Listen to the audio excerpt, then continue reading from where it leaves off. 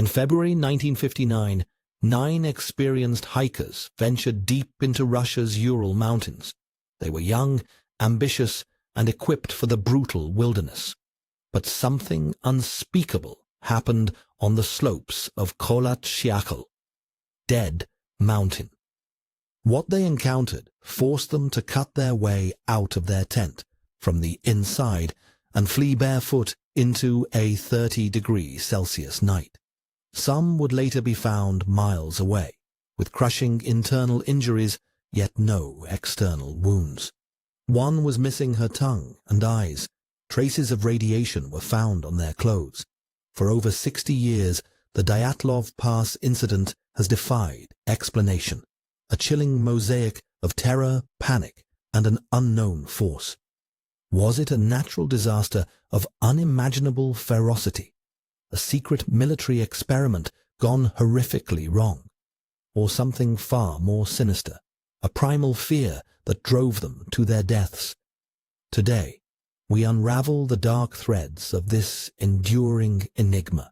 The group, led by 23-year-old Igor Dyatlov, was comprised of 8 men and 2 women, all students or graduates of the Ural Polytechnic Institute. Their goal, a challenging 350-kilometer ski trek to Mount Ototen, a Category 3 expedition, the most difficult classification. They were seasoned adventurers, well versed in navigating harsh conditions. On January 27, 1959, they departed Vijay, the last inhabited settlement, spirits high. Their journey was meticulously documented in journals and photographs, a testament to their excitement. One member, Yuri Yudin, fell ill with sciatica and reluctantly turned back on January 28th, a decision that saved his life but forever haunted him. He was the last person to see his friends alive. The remaining 9 pressed on, blissfully unaware they were skiing towards an appointment with an unfathomable horror, their final photos capturing an eerie calm before the storm. By February 1st, the group was deep in the mountains. A navigational error, possibly due to a sudden whiteout or strong winds, caused them to veer west, leading them to set up camp on the eastern slope of Kholat-Syakhl, meaning Dead Mountain in the Mansi language, a name steeped in local folklore and bad omens. It was a less than ideal spot, exposed to the brutal elements. Their journals indicate they established camp around 5 p.m., pitching a large 10-person tent directly into the snow. They shared a final meal, likely dinner, and settled in for the night, huddled against the relentless cold. The temperature outside plunged to well below 20°C. The wind howled. What happened next is a terrifying blank, a silent eruption of panic in the dead of night, leaving only chilling clues to be deciphered. When the hikers failed to report back by February 12th as scheduled, a search party was eventually organized. On February 26th, more than 3 weeks after the group's last known movements, the searchers made a horrifying discovery.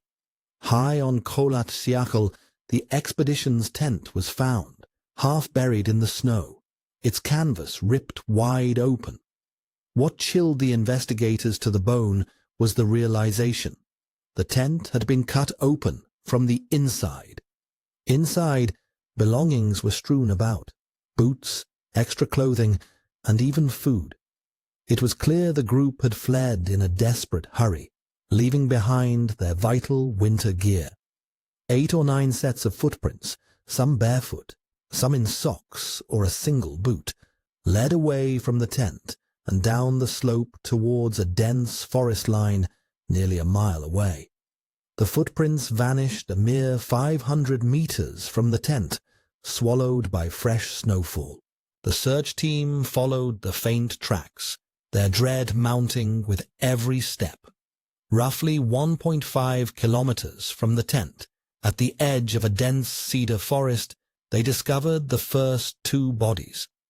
Georgy Krivonishenko and Yuri Doroshenko lay frozen, barefoot, dressed only in their underwear. Their bodies bore signs of hypothermia, but also something more disturbing: burns on their hands and feet, suggesting a desperate attempt to start a fire in the unbearable cold. A small fire pit was found nearby, containing burnt branches. The pine tree above them had broken branches, as if someone had climbed it, perhaps seeking refuge or a vantage point. The implications were terrifying. The group had fled their shelter in terror, without proper clothing, and some had died trying to find warmth or escape an unseen threat. Over the next few days, 3 more bodies were found between the pine tree and the abandoned tent. Igor Dyatlov, Zinaida Kolmogorova, and Rustem Slobodin had seemingly attempted to return to their shelter, falling short. Autopsies revealed hypothermia as the primary cause of death for these first 5. But Slobodin also had a fractured skull. The remaining 4 hikers, Lyudmila Dubinina, Semyon Zolotaryov, Alexander Kolevatov, and Nikolai Thibault-Brignol, were not found until May, buried under 4 meters of snow in a ravine deeper in the forest. Their injuries were horrific. Thibault-Brignol had a massive skull fracture. Zolotaryov's ribs were shattered. Most chillingly, Dubinina had several broken ribs, a missing tongue, and missing eyes. There were no external signs of struggle on any of them, suggesting an immense, internal, blunt force trauma. As the investigation deepened, more perplexing details emerged. Traces of radiation were detected on some of the victims' clothes, particularly on Dubinina's and Kolevatov's garments.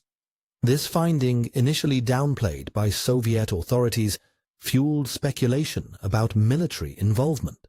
Furthermore, other hiking groups in the region reported seeing strange, orange, flying spheres, or lights in the sky, around the time of the incident. The official conclusion of the Soviet investigation was terse. A compelling natural force had caused the deaths, a force the investigators could not identify or explain. The case was immediately closed and the files classified, only to be partially released years later.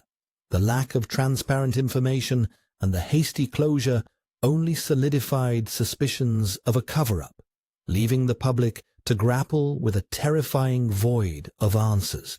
The compelling natural force has spawned countless theories. The avalanche theory suggests a slab avalanche forced them from the tent, but this fails to explain why they cut their way out, why they scattered so far, or the specific injuries. The slope was not steep enough for a typical avalanche, and the tent wasn't buried in a way consistent with one. Another theory points to katabatic winds, powerful downdrafts creating an infrasound panic. This low-frequency sound, below human hearing, could induce feelings of intense fear, anxiety, and nausea, potentially driving the group into a disoriented flight. However, it doesn't account for the severe physical trauma. Then there's the military testing. Hypothesis: a secret weapon test, perhaps an explosion, causing the injuries and the radiation. The strange lights and the cover-up lend credence, but concrete evidence remains elusive.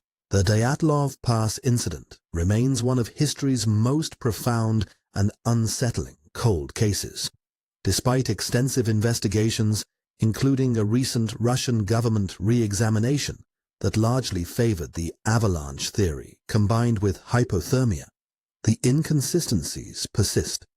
No single explanation fully accounts for the ripped tent, the scattered bodies, the strange internal injuries, the missing tongue and eyes, or the radiation. What happened that night, high on Dead Mountain, pushed these experienced hikers to an unimaginable extreme. a terrifying moment where the known world shattered into pure, unadulterated horror. The truth remains buried, a chilling testament to the unknown forces that lurk in the remote corners of our world, and perhaps within our own minds. What do you believe truly killed these 9 souls? Tell us in the comments. And if you're as captivated by the world's most baffling mysteries as we are, make sure to subscribe to Faust Files for more explorations into the unexplained.